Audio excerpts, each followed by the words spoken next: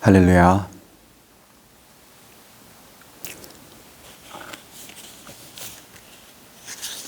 매일 성경 주일자를 놓쳤네요.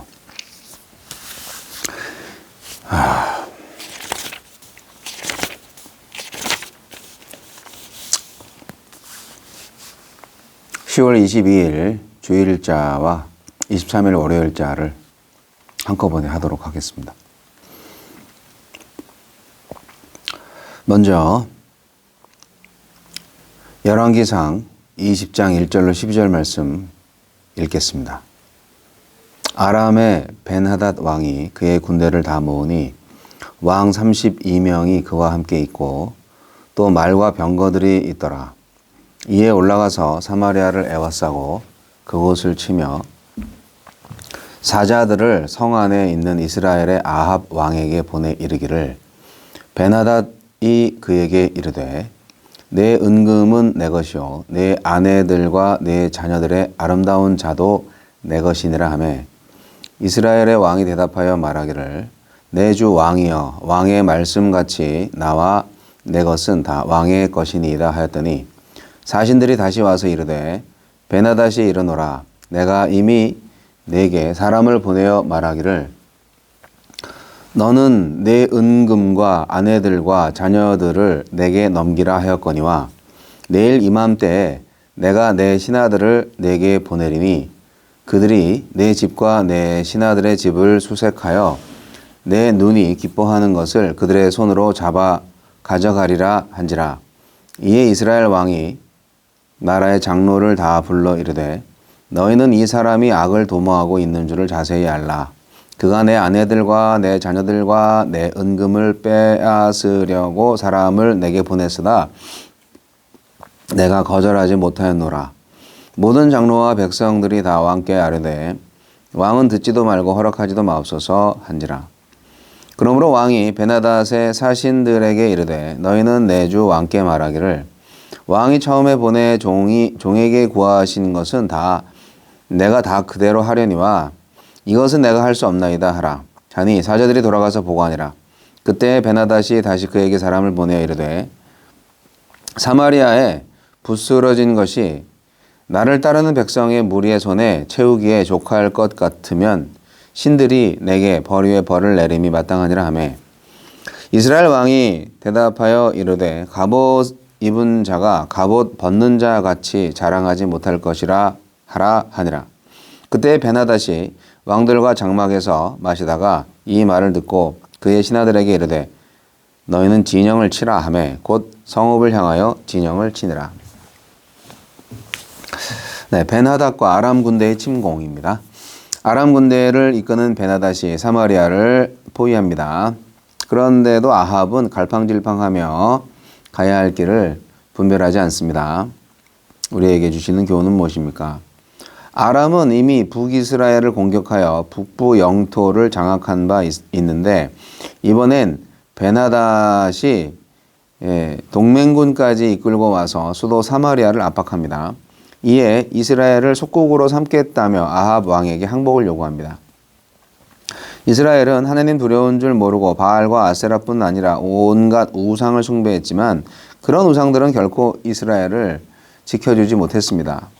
갈멜살 사건으로 아합은 바알이 아닌 여호와가 참 하나님이라는 사실을 생생히 경험하고서도 위기가 닥치자 하나님께 묻지 않습니다. 그렇다고 우상에게 도움을 구한 것도 아닙니다. 그는 벤하닷을 내 주라 부르면서 하나님보다 벤하닷을 더 두려워합니다.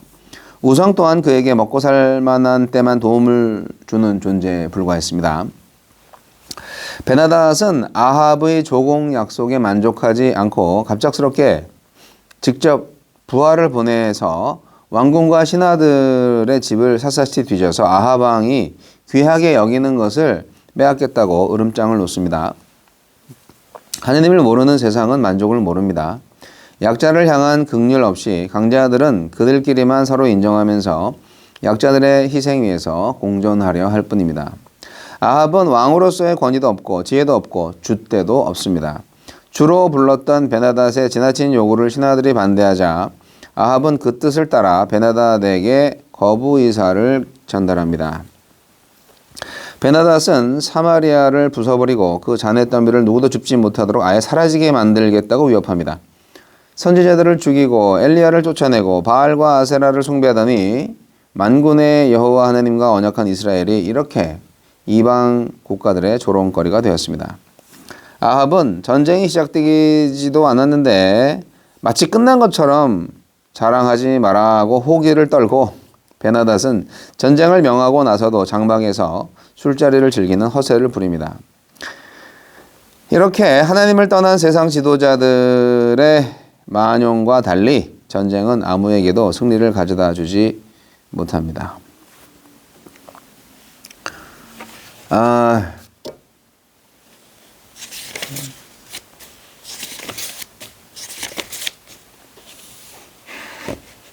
자, 그 다음 열왕기상 20장 13절로 21절까지 말씀입니다. 10월 23일 월요일자 말씀이죠. 한 선지자가 이스라엘의 아합 왕에게 나아가서 이르되 여호와의 말씀이 내가 이 큰 무리를 보느냐? 내가 오늘 그들을 내 손에 넘기리니 너는 내가 여호와인 줄을 알리라 하셨나이다. 아합이 이르되 누구를 통하여 그렇게 하시리까? 대답하되 여호와의 말씀이 각 지방 고관의 청년들로 하리라 하셨나이다. 아합이 이르되 누가 싸움을 시작하리까? 대답하되 왕이니이다. 아합이 이에 각 지방 고관의 청년들을 계수하니 232명이요 그 외의 모든 백성 곧 이스라엘의 모든 자손을 계수하니 7,000명이더라. 그들이 정오에 나가니 베나닷은 장막에서 돕는 왕 32명과 더불어 마시고 취한 중이라. 각 지방의 고관의 청년들이 먼저 나갔더라. 베나닷이 정탐꾼을 보냈더니 그들이 보고하여 이르되 사마리아에서 사람들이 나오더이다 하매 그가 이르되 화친하러 나올지라도 사로잡고 싸우러 나올지라도 사로잡으라 하니라. 각 지방 고관의 청년들과 그들을 따르는 군대가 성읍에 나가서 각각 적군을 쳐 죽이매 아람 사람이 도망하는지라. 이스라엘이 쫓으니 아람 왕 베나닷이 말을 타고 마병과 더불어 도망하여 피하니라. 이스라엘 왕이 나가서 말과 병거를 치고 또 아람 사람을 쳐서 크게 이겼더라. 아멘. 말씀에 기대어 싸우다. 아람 군대의 침공 앞에서 선지자가 신탁을 가져옵니다. 하느님은 방심한 아람 군대에 맞설 수 있는 구체적인 전략을 주셔서 이스라엘 군대로 크게 승리하도록 도우십니다. 하느님은 어떤 분입니까? 이스라엘 백성은 변했지만 하느님은 변하지 않으셨습니다. 이스라엘은 하느님의 실제를 우상으로 바꿔놓았지만 하느님의 실제는 바뀌지 않았습니다. 여전히 너는 내가 여호와인 줄 알리라 말씀하시는 이스라엘의 하나님이 선지자를 핍박하고 엘리야를 쫓아낸 아합 왕에게 선지자를 또 보내십니다. 이스라엘을 긍휼히 여기시고 싸움의 전략과 순서를 가르치십니다. 바알이 아니라 여호와가 참 이스라엘의 하나님이신 것을 알리시는 전쟁입니다. 전쟁에 능숙한 장수들이 아니라 미숙한 청년들을 내보내라 명하십니다. 사람의 수도, 무기의 상태도, 전투의 경험도 승리의 조건이 아니라 오직 여호와 하나님의 방식으로 싸우는 전쟁입니다. 이는 가나안을 점령하던 이스라엘이 싸우던 방식이기도 합니다. 이렇듯 주님은 신실한 자뿐 아니라 자격 없는 자에게도 역사하십니다. 그래서 그들과 열방의 여호와만 참 하나님 되심을 깨닫도록 기회를 주십니다. 순종하는 길밖에 없는 전쟁에서 이스라엘이 그저 순종하니까 약속하신 대로 이스라엘이 승리하게 하셨습니다. 이스라엘의 칼에 아람 왕 베나닷과 군사들은 처참히 패했습니다. 앞선 전술로 이긴 것도 아니고 전술에 능하여 이긴 것도 아닙니다. 이스라엘 중에 아무도 자기 공로를 주장할 수 있는 사람이 없어요. 이것은 다 하느님의 전쟁이었습니다. 말씀이 이긴 것입니다. 오늘 우리의 삶의 여러 문제도 내가 이기려 애쓰지 말고 말씀의 순종함으로 하느님이 주시는 승리를 경험합시다. 네, 우리에게 주시는 교훈은 무엇입니까? 정오는 전투를 벌일 적절한 시간대가 아닙니다. 대낮부터 술에 취해 있던 베나닷과 왕들은 자신들의 군사력을 믿고 방심합니다. 애송이 같은 한 무리의 청년들이 가까이 다가오자 절대 우위에 있다고 생각한 베나닷은 그들을 생포하라고 명합니다. 후방에 또 다른 군대가 있다는 것을 전혀 파악하지 못합니다. 30여 명의 왕들이 모두 제대로 판단하지 못한 것은 하나님의 섭리하심이 없이는 불가능합니다. 하나님은 이 모든 상황을 통제하시고 인도하십니다. 그러니 영적 전투에 임할 때 적을 아는 것도 중요하지만 우리 자신을 살피고 하나님을 의지하는 것이 무엇보다 중요합니다. 네, 주일치와 월요일치를 한꺼번에 하려고 하니까 시간이 많이 부족하긴 한데 뭐 이야기는 그렇습니다. 베나닷이 아람 군대와 함께 이스라엘을 쳐들어왔죠. 북이스라엘을 쳐들어왔고 아합 왕은 어쩔 줄 몰라 하다가 항복을 처음부터 하지만 뭐 그 항복에 만족하지 않고 더 값진 것을 내놔라 그렇게 얘기를 아합 왕이 다시 하니까 이제 베나닷이 그러면 다시 너희들을 치겠다 하고 이제 전쟁 준비를 또 하죠. 근데 너무 방심을 했죠. 예. 그래서 아합 왕이 사실은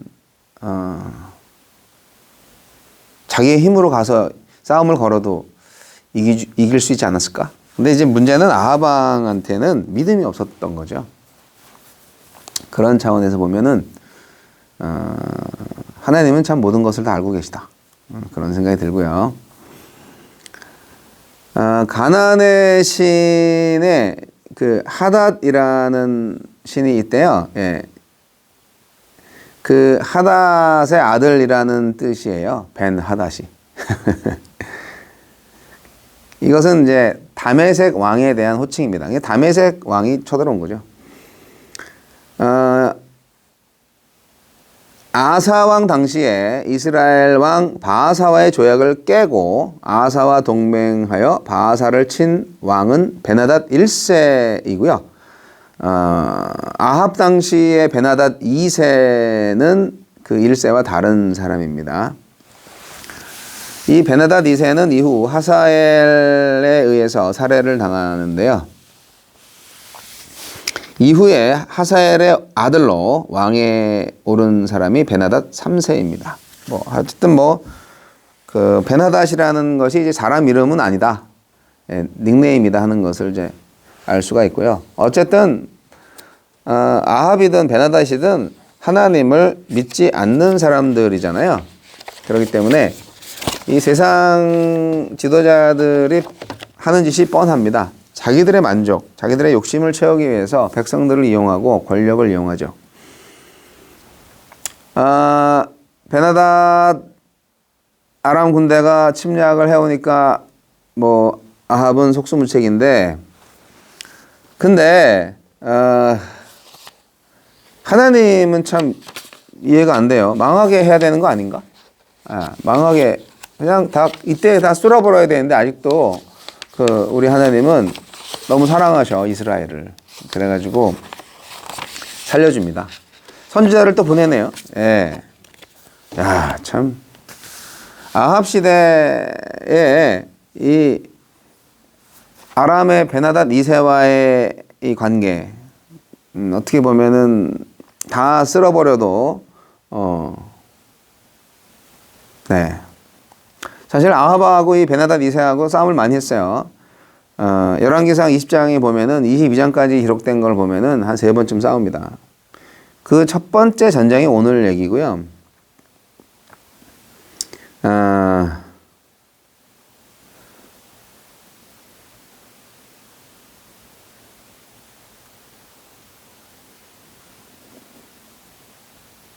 싸워서 어느 한쪽이 지지 않으면요 또 싸우게 돼 있어요. 제가 볼 때는 악은 확실히 죽여야 후환이 없습니다. 단절을 하든가. 악이 틈타지 못하도록 내가 내성을 길러야죠. 네, 군사력을 키우든가 뭐 여러 가지 방법이 있겠죠. 하나님은 자격이 없는 자에게 승리의 약속을 해주십니다. 아합 왕이 바로 그 사람이죠. 우상 숭배자 아합을 사실 베나닷을 이용해서 하나님이 치신 거 아닌가요? 근데 그게 아니라 하나님은 선지자를 보내서 아합의 승리를 예고하시다니요. 참 하나님도 아합의 뭐 회개한 것도 아닌데 여기에서 하나님의 진실이 나옵니다. 아합이 돌아온 게 아니고요. 아합을 돌아오게 하시려고 하나님이 선지자를 보내시고 베나닷의 침략에서 이스라엘을 구하려고 하신 겁니다. 처음부터 끝까지 하나님의 전쟁이었고 이스라엘의 승리는 하나님의 승리였습니다. 이스라엘이 전투할 사람을 준비할 때 뭐 사실 적진에서는 이미 전쟁에서 승리한 것처럼 축하주를 마시고 있었다고 그러는데 이스라엘 청년들이 나오는 거를 보고 아이고 쟤네들이 우리한테 항복하려고 오는 거구나. 생포해라. 뭐 그렇게까지 얘기를 했다고 합니다. 약속하신 대로 하나님의 약속대로 이스라엘은 아주 손쉽게 승리합니다. 아람 군대는 이스라엘의 칼에 크게 죽었고 아람 왕 베나닷과 군사들은 도망쳤습니다. 하나님이 껍데기 신인 아람의 신을 이긴 겁니다. 여러분 오늘날에도 영적 전쟁이 계속 일어나고 있습니다. 오늘 아침에도 제 내적 갈등이 있었고 뭐 쉽게 얘기하면 일하러 나가기 싫다. 그렇다고 뭐 인생을 어떻게 살 건데?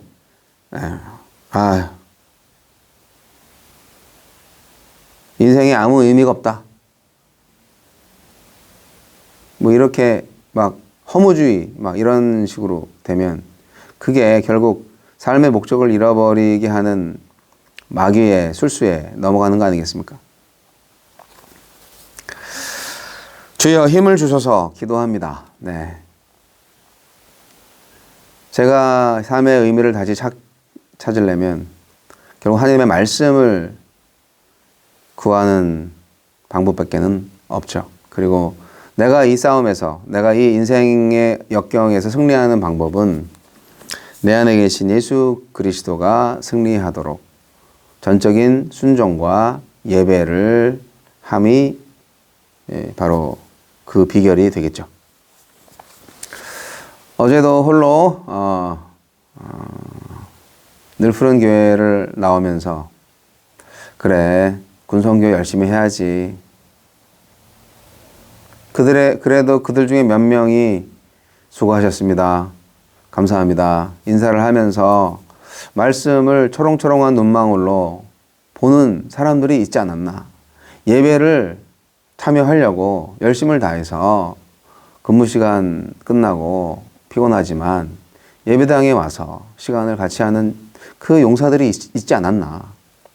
그 젊은이들을 하나님이 사랑하시지 않나. 어제 그런 생각이 들었습니다. 하나님이 정말 귀한 사명을 주셨는데 왜 이 사명을 귀한 걸로 받아들이지 않고 왜 나의 욕심만 채우려고 하는지. 제 마음속에는 아직도 건물이 필요 없다 뭐 이렇게 얘기를 하지만 뭐 큰 대형교회 목사로 안 불러주신 게 더 감사하다 뭐 이렇게 말은 그렇게 하지만 제 내면 깊숙한 곳에는 그 말한 것과는 달리 저도 큰 교회 담임 목사로서 제왕주의적 목회를 하고 싶어하는 허영심이 아직도 남아 있구나라는 생각이 들었습니다. 제가 죄인입니다. 그래서 기도합니다. 하나님께서 정말 해야 할 일을 제가 하게 해달라고요. 그리고 모든 것을 더하실 하나님을 전적으로 의뢰할 수 있는 믿음을 달라고요. 네, 오늘 아하방만큼 삐뚤어지고 믿음도 없고 바보 같고 욕심 많고 멍청하고 힘없고 그런 나를 다시 하나님에게로 돌리기 위해서 나에게 승리를 주실 하나님을 찬양합니다. 말씀으로 승리하십시오.